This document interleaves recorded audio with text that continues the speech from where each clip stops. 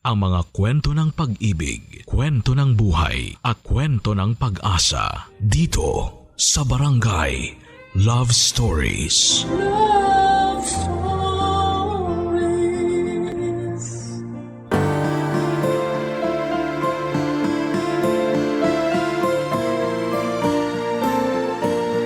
May kanya-kanya talaga tayong preference kung kanino natin gustong ibigay ang puso natin. Pero madalas ang gusto natin ay hindi tayo gusto. Ikaw, kabarangay, kaya mo bang ikaw ang humahabol o gusto mong ikaw ang hinahabol? Dear Papa Dudut, magandang tanghali po sa inyo at sa lahat ng mga kabarangay natin. Lagi po akong kasama sa tanghali ang mga kaibigan ko sa pagtutok sa inyong programa, Papa Dudut. Kaya naman naisipan kong isulat din ang kwento ko para marinig ng mga fans mo at makapulot sila ng aral sa karanasan ko. Gusto ko pong simulan ang lahat noong teenager pa lamang ako. Ako po si Shirley, kikay po talaga ako. Noong uso pa po ang mga paru-paro ni Jolina Magdangal sa kanyang buhok ay marami rin po akong collections. Ginagayo ko po ang fashion niya kasi ang ganda at sobrang in na in. At in fairness, maayos naman ang buhay namin sa probinsya. Parehong may trabaho ang parents ko kaya nakakaipon ako para makabili ng kung ano-anong pampaganda at borloloy sa katawan ko. At feel ko talaga na beautiful ako, Papa Dudut. At hindi lang feel maganda po talaga. Kasi nagiging muse rin ako sa klase at sa liga sa amin. Kahit parang ang saya-saya ko na at nabibili ko na ang gusto ko ay may isa akong hindi maaabot-abot. Walang iba kundi si Marco. Ang gwapo niya talaga, Papa Dudut. Ang kaso'y mukhang ayaw niyang tumingin sa kagandahan ko. Schoolmate ko siya. Same year level kami pero nasa ibang section siya. Crush na crush ko talaga siya. Ang tangos ng kanyang ilong, ang tangkad, ang kulot na buhok, at ang galing pa niyang pumorma. Hindi lang ako ang may crush sa kanya at parang halos lahat ng girls sa campus. Pero sa isip ko talaga ay ako ang magwawagi. Mapapasakin din si Marco. Kung gaano ko kagusto si Marco ay gano'n naman ako kagusto ng kaklase kong si Leo. Crush na crush niya ako. At super kulit naman ligaw, kaso hindi ko talaga siya gusto. In fairness, hindi naman siya pangit. Pero hindi siya kulot at hindi rin kasing tangkad ni Marco. Ang panlaban niya ay nasa first section siya kasama ko. Kaya matalino si Leo parati, nakasama po siya sa top 10 sa klase. Kahit na hindi ako honor student ay hindi ibig sabihin na mapurol ang utak ko. Kasi nasa section 1 pa rin po ako.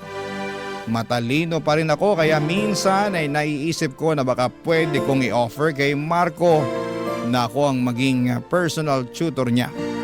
Ang problema ay hindi ko po magawa kasi parating umaaligid si Leo sa akin na parang security guard ko, Papa Dudut.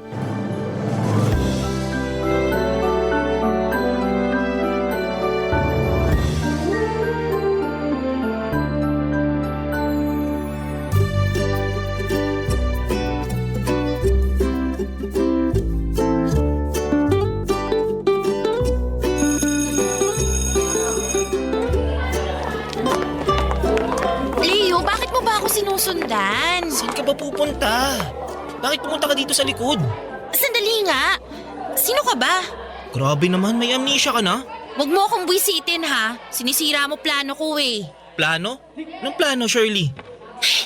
Matalino ka, di ba? Pero hindi mo makuha. Okay, fine. Alam kong pumupunta ka dito para sumilip na naman sa classroom ni na Marco.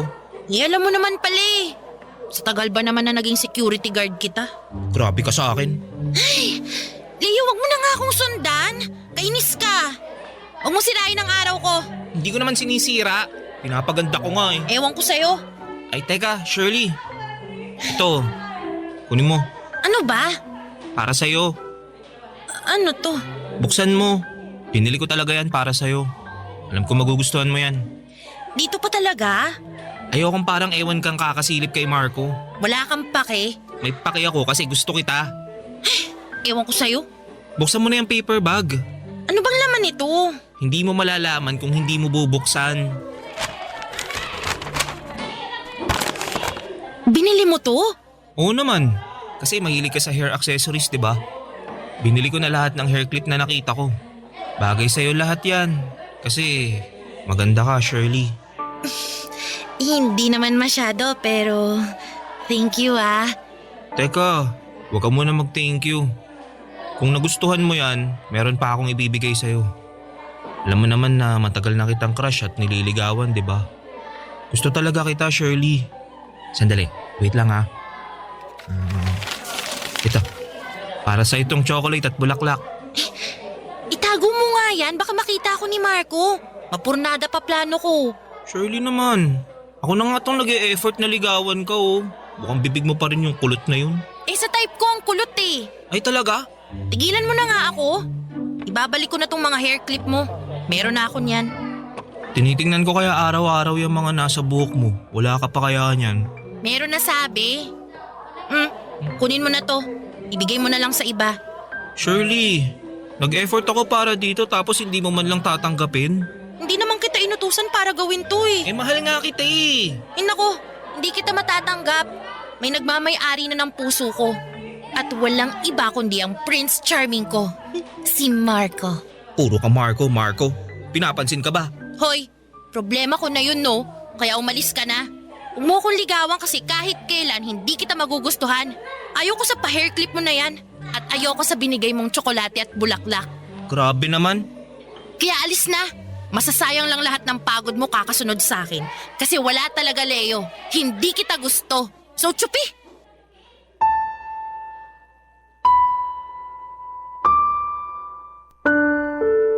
Alam kong mali ang ginawa ko sa kanya. Pero nang mga oras na yon ay hindi ko isinaalang-alang ang damdamin ni Leo. Pinapahalagahan ko lang ang sarili ko. Kaya hindi ako nagdalawang isip sa pagbasted ko sa kanya ng maraming beses. Kahit harap-harapan ko nang sinasabi sa kanya na hindi ko siya gusto, ay sige pa rin siya ng sige sa panliligaw. Walang kapaguran ang paghanga niya sa akin. Para sa kanya, Papa Dudut, ay darating din daw ang umaga na magugustuhan ko siya. Pero sa mga panahon na yon ay hindi ko talaga binigyang pansin ng mga sinasabi niya dahil focus ako sa goal ko, Papa Dudut. Ang mapasakin si Marco, ang maging girlfriend ni Marco. Hindi ako give up ang pag-asa na balang araw ay lilingon din siya. At hindi na lamang ako puro silip sa classroom nila at pagpe-flames para kalmahan ang sarili at paniwalain na magiging kami. Hindi ko rin maintindihan ang sarili ko, Papa Dudut. Marami namang nagkaka-crush sa akin. Lalo na si Leo na patay sa akin. Pero ako naman ay patay na patay kay Marco. Dalawa lang ang pagpipilian ko. Doon ba ako sa mahal ako o doon sa mahal ko? Siyempre nananaig pa rin ang pagmamahal ko kay Marco, Papa Dudut. Kaso isang araw ay nalaman ko na lamang na may iba na siyang mahal. May ibang babaeng nakakuha sa kanyang atensyon. Ang kaklase niyang si Tina na hindi naman kagandahan at baduy pang pumorma. Ang sakit sa dibdib ko nang silipin ko sila sa classroom at kitang-kita ng dalawa kong mga mata. Ang magkahawak nilang mga kamay, sina Tina at Marco. Magjowa na sila at ako'y inggit na inggit sa babae na parang gusto kong sabunutan. Pero sabi nga ng nakararami kapag jowa pa lang ay hindi pagmamay-ari ang bawat isa. So pwede pang maagaw.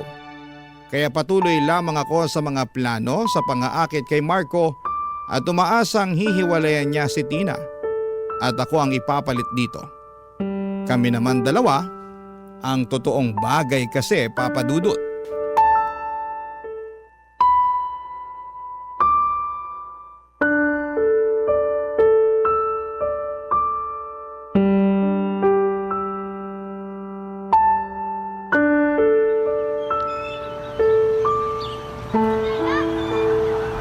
Hoy! Haliparot ka! Tumigil ka sa paglalakad mo! Harapin mo ako! Ako bang kinakausap mo? Ay, may iba pa bang haliparot sa school natin?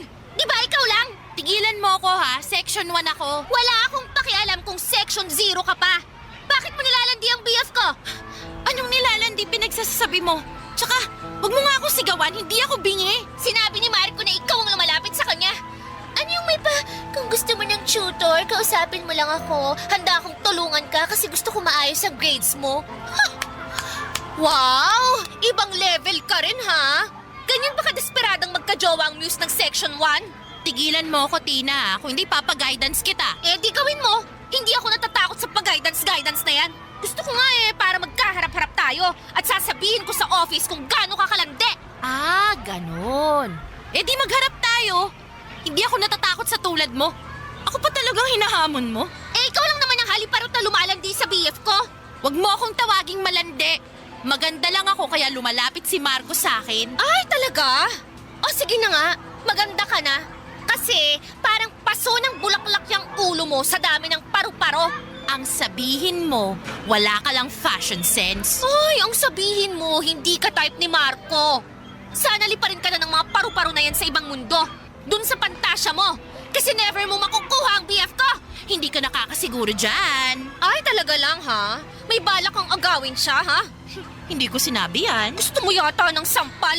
Ay, kung sigurado ka sa pagmamahal ng BF mo, hindi mo ako pagseselosan. Inggitera, dapat sa'yo mag-ayos-ayos eh. May boyfriend ka ngang gwapo, pero mukha ka namang palaka. Bawiin mo ang sinabi mo ah. Hindi ako mukhang palaka. Hindi. Ay, paano kung hindi ko babawiin? May magagawa ka. Kinugalit mo talaga ako ah. Tina! Tigilan mo si Shirley! Ay, ang aso mo nakasunod pala. Pero pagdating sa kalandian ng amo, hindi niya nabantayan. Pwede ba, Tina? Lubayan mo nga si Shirley. Malis ka na. Bakit? Hindi ba totoo ang sinabi ko? Kala mo hindi masakit yung pinagsasasabi mo na aso ko? Bakit? Hindi ba yun masakit, ha? Tama! Ikaw nga, daig mo pa aso na tahol ng tahol eh. Sabi mo, BF mo si Marco. Nakuha mo na siya, pero insecure ka nga lang. Hindi ako insecure, no? Ayoko lang may langaw na umaali-aligid sa BF ko. Lumayo ka nga kay Shirley. Bakit ka ba nakikisali dito? Umalis ka na. Oo, naaalis ako. Naaalibadbaran ako sa inyo. Umalis ka na nga. Dami pa sinasabi. Ewan ko sa inyo. Okay ka lang ba, Shirley? Okay lang ako. Nangialam ka pa. Isa ka rin eh. Diyan ka na nga. Inis na inis ako sa araw na yon, Papa Dudut. Hindi lang kay Tina kundi pati na rin kay Leo. Pinapalala niya kasi ang sitwasyon at baka nga kailangan pa ni Marco o akalain pa ni Marco na kaming dalawa at hindi matutuloy ang gusto ko na kaming dalawang magkatuluyan. Gustong gusto ko talaga si Marco, Papa Dudut. Pero paano nga ba niya ako magugustuhan? Gagayahin ko si Tina na napaka-common ng styling? Iiwan ko na ba ang mga collections ko ng Jolina hair clips? Baka kung maging simple lamang ang fashion ko. At lilingon na sa akin si Marco ay makikita na niya ang kagandahan ko. Pero itong si Leo walang sawa pa ring umaaligid sa akin. Patuloy pa rin siya sa kakaligaw. Saan ba talaga ako? Doon ba ako sa mahal ko, sa tinitibok ng puso ko, sa crush na crush ko pero hindi naman ako crush? O pagbibigyan ko ba si Leo? Or huwag pansinin? Yun ang mga nasa isipan ko ng mga panahong yon. Papa Dudut, siguro ay push ko na lang na magpaganda ako para mapasakin ang lalaking gusto kong maging boyfriend. Barangay Love Stories. Barangay Love Stories. Alam po ninyo, Papa Dudut, sa kakasunod ni Leo sa akin at sobrang patay na patay nga niya sa akin ay napag-isip-isip ko na baka pwede ko siyang bigyan ng pagkakataon para naman maranasan ko rin na magkaroon ng nobyo. Alam nyo pihikan ako. Kay Marco lang hindi. Pero hindi rin naman niya ako gusto. Mas gusto niya yung hindi kagandahan. Si Leo naman ay hindi kasing gwapo ni Marco pero cute pa rin nang titigan ko siya isang araw nang hindi niya ako pansin habang sinasagutan niya ang assignment namin sa physics. Siyempre magaling siya sa klase at advantage ko yon kasi kapag hirap ako sa mga assignments ay to the rescue talaga siya. Binibigyan ako ng sagot.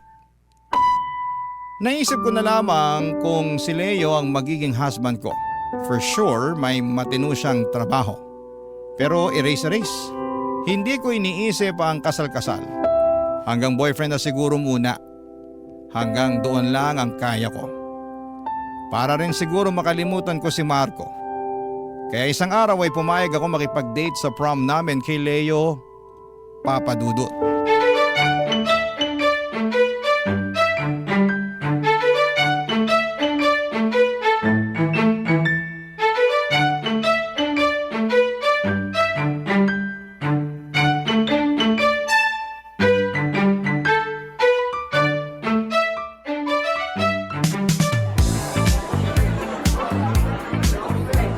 Shirley, salamat ah. Saan? Dito, na pumayag ka na ako ang date mo sa prom. May choice pa ba ako Kinausap mo na lahat na ikaw lang ang pwedeng maging prom date ko. Seryoso, salamat. So, masaya ka na? Oo, syempre naman. Abot langit. Pangarap ko kayang ikaw ang maging prom date ko. Tingnan mo, ngiting tagumpay kaya ako. Wow, congrats! Shirley, this time, pwede ba tanggapin mo na? Tanggapin ang ano? Ito. Anong meron sa bag mo? Para sa'yo. Teddy bear? Bakit?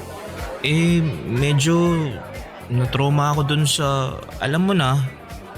Pero kung gusto mo ng bulaklak, bukas bibigyan kita. Ano ka ba? Wag na. Salamat dito May pangalan ba siya? Meron. Kaso baka ayaw mo eh. Bakit naman? So ano na ngang pangalan? Sasagutin ko yan kung sasagutin mo ko. Ano? Daya! Kaya nga hindi ako bumibitaw sa panliligaw sa iyo eh. Kasi gusto talaga kita. Sige na, sagutin mo na ako. Sige na nga, tayo na. Sandali. Tama ba yung narinig ko? Ulitin mo nga. Sabi ko, tayo na. Oo, talaga? Oo. Yes! Yes! Salamat! Salamat ka naman! Salamat, Shirley! Salamat! Sandali, hindi ako makahinga. Grabe ka naman kumakayakap. Sorry. Sobrang saya ko lang kasi. So, anong pangalan niya? LL. As in, Leo and Lay. Parang tunog anak lang. Iba talaga sigurong nasa isip mo. Mag-college muna tayo bago yung anak-anak. Kaya si LL na muna ang anak natin. So, anong tawagan natin? Nanay, tatay? Ayoko, no? Sige, kahit ano. Basta, siya, LL siya. Payag ka na. May magagawa pa ba ako? Sobrang saya ko. Hindi ko akalain na papayag ka. Nakita ko naman yung effort mo Kaya sabi ko, why not? Bibigyan kita ng pagkakataon. Nako, hindi ka talaga magsisisi. Saka, iingatan ko tong pagkakataon na to. Alam mo, tama yung sabi mo Mag-aral muna tayo sa college. Magkaroon ng trabaho. Tapos, saka na tayo magpakasal at magkaanak. Para may magandang future ang magiging anak natin. Sa ngayon, si LL muna ang katabi mo sa inyo. Kasi ako naman ang yayakapin mo sa future. Hoy, parang ang manyak naman nun. Naku, ganyan naman talaga kapag magiging mag-asawa na tayo Asawa agad? Kakasagot ko lang sa'yo Ganun naman talaga dapat. Hindi to laro para sa akin, no? Gusto ko na ikaw ang magiging future ko. Serious mo? Dapat naman talaga kitang seryosohin. Oh, masaya ka na. Sino ba namang hindi? Girlfriend ko na yung crush ko Yay! Nako, dapat sabihin mo pala to, no? Ano? Mahal kita, Shirley. Ha? Huy, mahal kita! Mahal din kita, Leo and LL. Okay na. Okay na, okay. Ang saya ng prom na to. Woo! Kitang-kita ko talaga kung paano kumikislap ang mga mata ni Leo ng gabing yon. Pero sa sumunod na araw, naging gaga ako. Binalik ko si LL kay Leo, hindi ko pala kayang maging GF niya. Iba pa rin ang nasa puso ko. Akala ko kung sasagutin ko si Leo at mawawala na sa isip ko si Marco, pero hindi papadudot.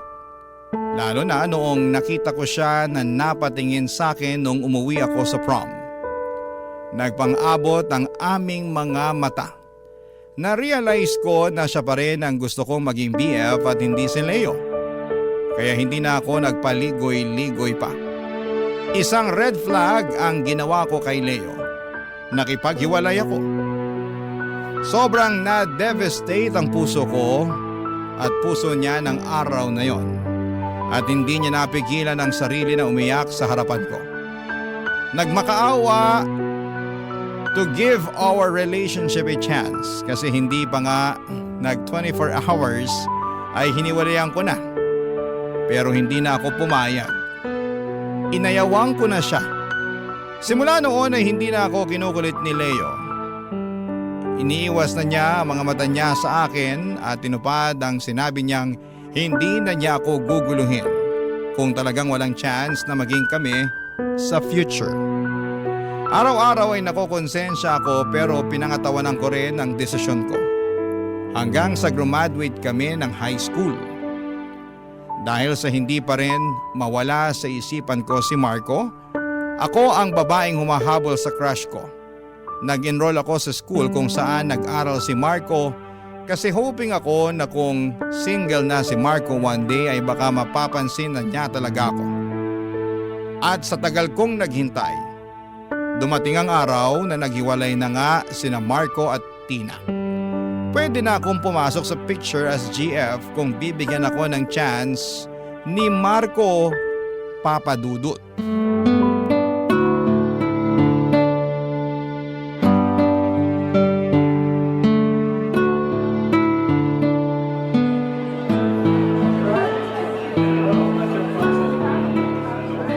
Alam mo, mas makakatapos ka kapag may inspiration ka. Ano? Inspired naman ako ah. Marami akong mga pangarap, mga planong gawin. Gaya ng makapag-abroad. O sapat na inspirasyon na yon. Grabe naman to. Di man lang ba ako kasama sa mga inspirasyon mo? Ikaw talaga puro kabiro.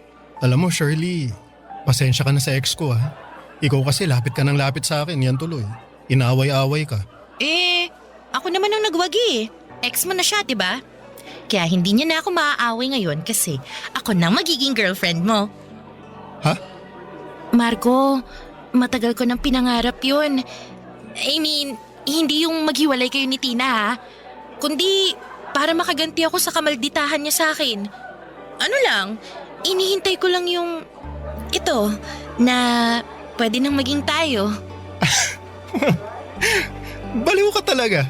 Oo naman. Nababaliw ng puso ko sa'yo. Oh, ibang klase ang banat ah.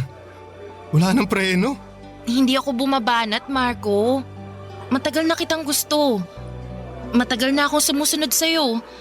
Kaya nga dito ako nag-enroll para mapalapit ako sa'yo eh. Pero huwag ka mag-alala. Nag-aaral naman ako.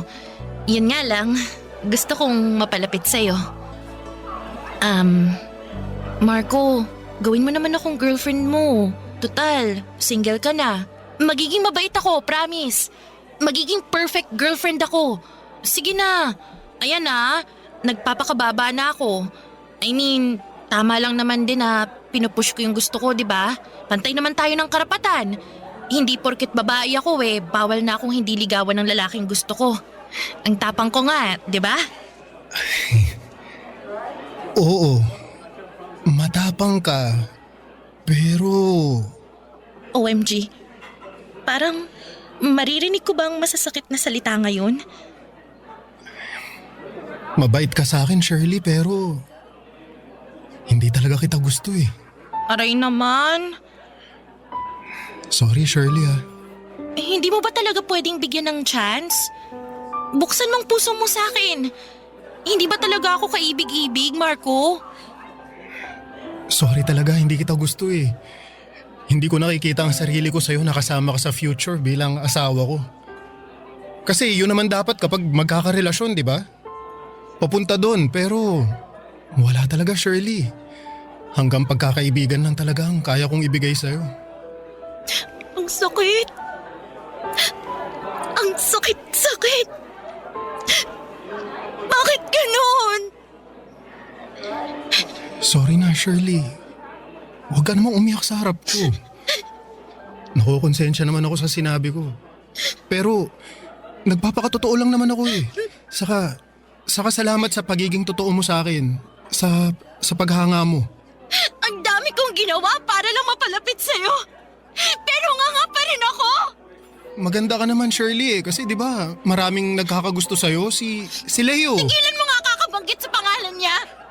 Mabait si Leo. Matalino pa. Bagay nga kayo nun. Pareho kayong matalino. Tama na. Tayo ang bagay. Tayo, Marco. Nasabi ko na ang dapat kong sabihin. Saka, kahit kailan hindi kita pinaasa. Alam mo yan.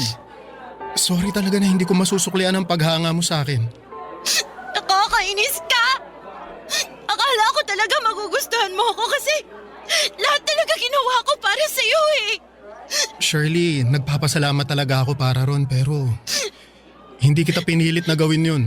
Ikaw pumili nun. Akala ko kapag ginawa ko yun magiging tayo na. Lalo na ngayon wala na kayo ni Tina. Eh ikaw naman kasi, assuming ka agad. Siguro magpapahinga muna ako. Focus muna sa pag-aaral. Alam mo naman na kahit binayayaan tayo ng kagwapuhan, yun ang sabi nila, hindi ako biniyayaan ng talino talaga eh. Medyo kailangan pa ng pagsisikap para maipasa ko mga subject ko. Dami mong dahilan. Sorry na talaga Shirley, hindi talaga kita gusto. Oo na. Oo na. Tama na.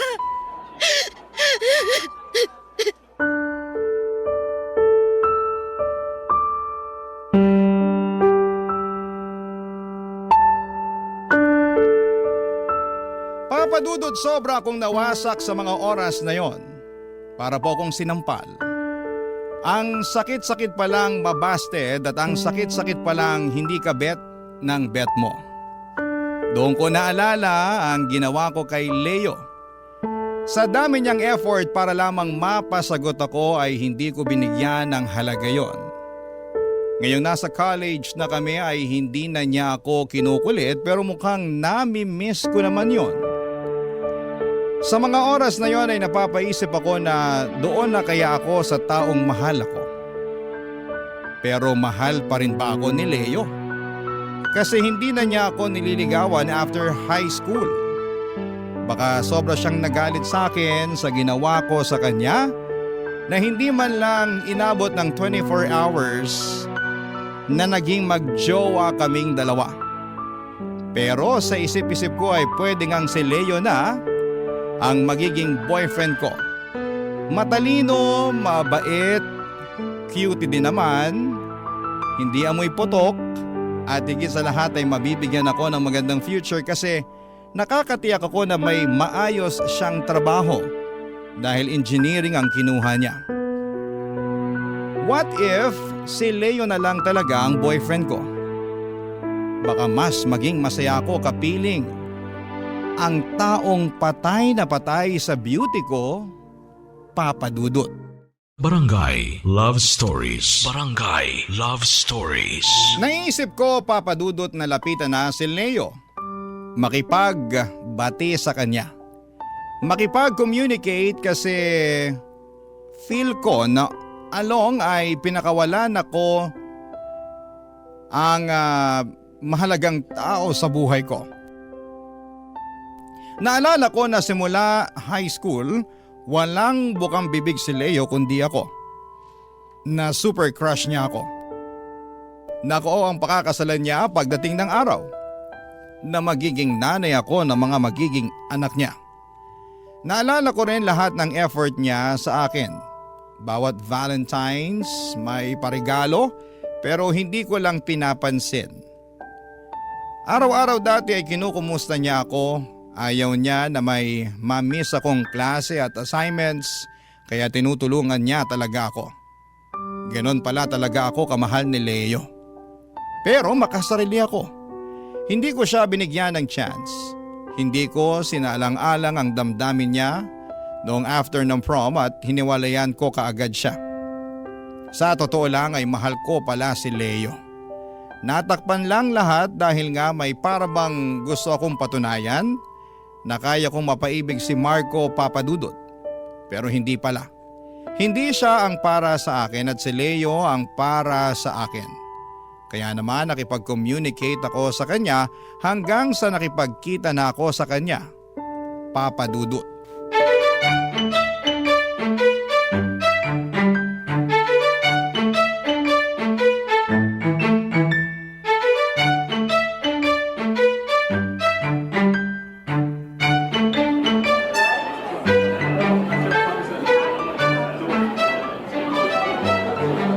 Anong nakain mo at niyaya mo pa ako dito? Mahal kaya ng mga pagkain nila dito. Ano ka ba? Libre ko na nga eh. Namiss lang kita. Uy, talaga? Oo naman. Iniiwasan mo kaya ako. Alam ko. Ang sama-sama ako no. Oh, ikaw ang may sabi niyan ha. Totoo naman eh. Kaya nga humihingi ako ng sorry sa'yo. Ibig sabihin, peace offering tong dinner mo? Parang gano'n na nga. Okay na ako, sa totoo lang. Tanggap ko naman na eh. Kasi ilang beses kitang binasted at Okay na yun, Shirley. Saka, masaya naman ako sa mga pangungulit ko sa'yo nun eh. Natatawa na nga lang ako. Walang bitterness, totoo. Pero, after nung prom, hanggang sa gumraduate tayo, syempre, nagdamdam talaga ako. Kasi parang, sorry ah. sige lang. Sabihin mo lang. Ano kasi, nasaktan talaga ako. Valid naman ang nararamdaman mo eh. Baliw talaga ako. Ang bait-bait mo na nga sa akin tapos ganun pa ginawa ko. Ay, nagpapakatotoo ka lang naman. Hindi mo ako gusto kaya hanggang dun lang. Tanggap ko na. Pero masaya ako ngayon na nakapag-usap na tayo. Usap lang? Ha? Ito naman no, ang sabi ko, usap lang masaya ka na? Oo, syempre naman. Kaibigan kita eh.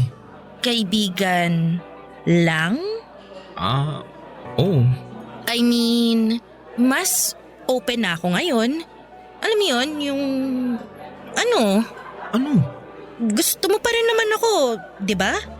Oo, pero Pero noon pangarap ko talagang ikaw ang makasama ko sa future eh.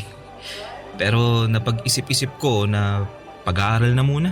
kaya pala hindi ka na nag-e-effort na kausapin ako para makapag-move on ka at pag-aaral na lang ang atupagin mo. Pwede mo naman ipagsabay ah. Gusto ko maging inspiration mo. Talaga? Oo naman. Promise, matured na ako. Hindi ko na gagawin yun dati. Salamat, Shirley. Kaso, nakapag-desisyon na ako na wag muna eh. Sarili ko muna iisipin ko. Ayokong mahati ang panahon ko. Alam mo naman na hindi naman mayaman ang parents ko. Kaya kailangan kong maitawid ang pag-aaral ko. Yun muna nga atupagin ko. Sigurado ka ba? Hindi naman ako magiging pabigat sa'yo eh. Alam mo, na-realize ko na hindi ka pala mahirap mahalin. Totoo. Parang hindi ikaw yung Shirley na kilala ko. Ako pa rin to, Leo. Nagbago lang ang pananaw ko. Matagal akong naging bulag sa paniniwala ko. Alam mo na, pero nakita ko talaga kung gaano ka kasincere sa akin. Kaya gusto ko sanang bigyan ka ng pagkakataon para maging boyfriend ko. At sana, ako rin bilang girlfriend mo. Alam mo, kung yung dating Leo ang sinabihan mo ng ganyan, sobrang tuwang-tuwa na yun. Pero sorry hindi ko matatanggap yan eh. Matanong nga kita, ginagawa mo ba to kasi may nangyari sa'yo na baka panakipbutas mo lang ako? Uy, hindi Hindi sa ganun. Hindi ka pa nakipbutas. Tingin ko naman, gusto kita. Mahal na kita. Alam mo, totoo man o hindi, hindi na yun mahalaga eh. Matagal ko nang naisip na hindi na ako yung dating ako. Yung dating ako na may gusto sa'yo. Pasensya ka na talaga, Shirley. Hindi na ba magbabagong isip mo? Hindi na.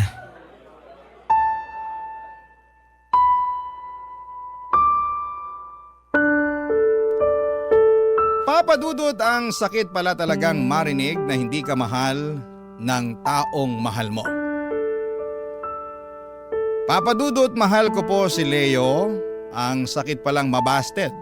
Ang sakit pala ng ginawa ko noon. Double busted ako ngayon. Pero tama ba ang sinabi ni Leo na panakibutas lang siya kasi nga binasa din ako ni Marco? Naisip ko na mahal ko po talaga si Leo at gulong-guluman ang utak ko pero mahal ko po siya. Kaya heto na naman ako. Naghahabol sa isang lalaki pero this time ay si Leo na. Pero firm na din ang desisyon talaga ni Leo na hindi niya ako i-entertain. Ako naman ay pinupush ko pa rin hanggang sa graduate kami ng college. Pero hindi niya pa rin ako sinagot. Hindi pa rin kami naging magjowa ni Leo. Wala siyang balak na ako ang babae para sa kanya na bumuo ng pamilya. Wala na yung Leo noong high school na kasali ako sa pangarap niya. Ewan ko rin ba sa kapalaran, mapagbiro. Naging katrabaho pa ni Leo si Tina, ang dating GF ni Marco. Naging close silang dalawa kaya ako ay sobrang selos na selos. Kahit na hindi naman ako ang girlfriend ni Leo. Isang araw nga sinugod ko pa si Tina, Papa Dudut.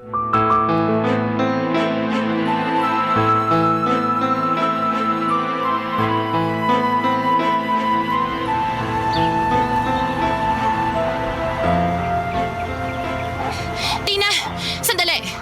Pwede ba tayo mag-usap? Anong pag-uusapan natin? Tapatin mo ko. Inaakit mo ba si Leo? Ano? Inaakusahan mo ba ako, ha? Kita ko kung gaano mo inilalapit ang sarili mo kay Leo. Ano ka ba? Magkatrabaho kami. Kaibigan ko siya. Kaya kami malapit. Eh ikaw, sino ka ba para tanungin ako ng ganyan? Oh, nagsiselos? Bakit? Girlfriend ka ba niya? Sa pagkakaalam ko, hindi. Kaya anong karapatan mo para pagsabihan ako kung nilalandi ko si Leo? Kung nilalandi ko man. Hoy, tigilan mo na nga yung kakaselos mo na wala sa lugar. Alam mo, panira ka sa buhay ko. Anong panira? Ah, gets ko na. Hoy, hindi ko sinisira ang buhay mo. Ikaw ang may hawak ng buhay mo. Tsaka, hindi ba wala na kami ni Marco? Matagal na. Bakit hindi mo ibuhos ang energy mo dun sa kanya? O baka lahat ng lalaking malapit sa akin, yun ang gusto mong punteryahin? Bang klase ka?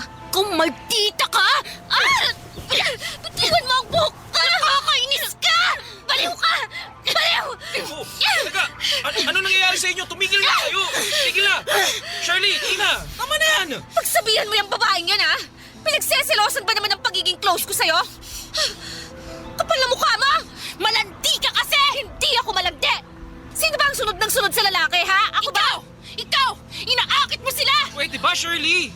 Tama na! Mag-usap nga tayong dalawa, Shirley. Liga, sumama ka sa akin. Saan tayo pupunta? Basta!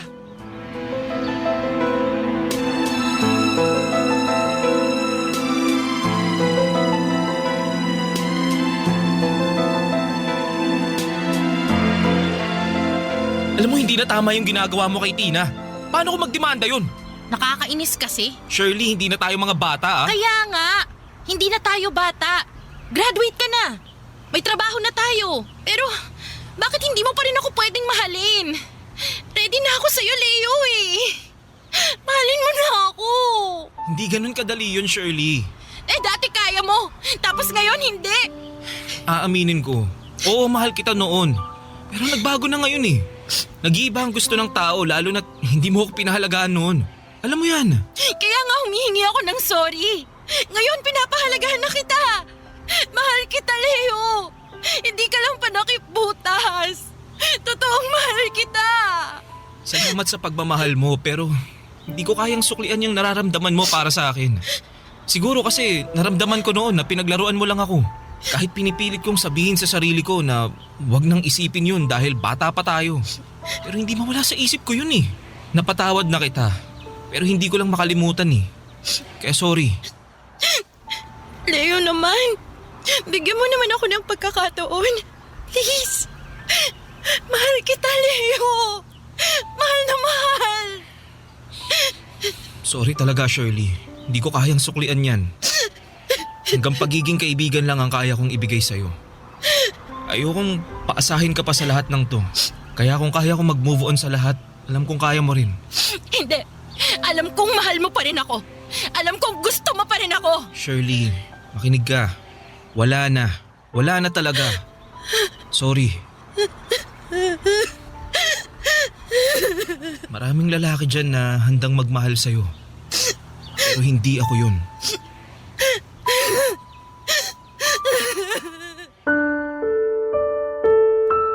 Hindi ko talaga makalimutan ang araw na yon. Sobrang bigat sa pakiramdam. Wala na talaga. Inayawan na ako ni Leo.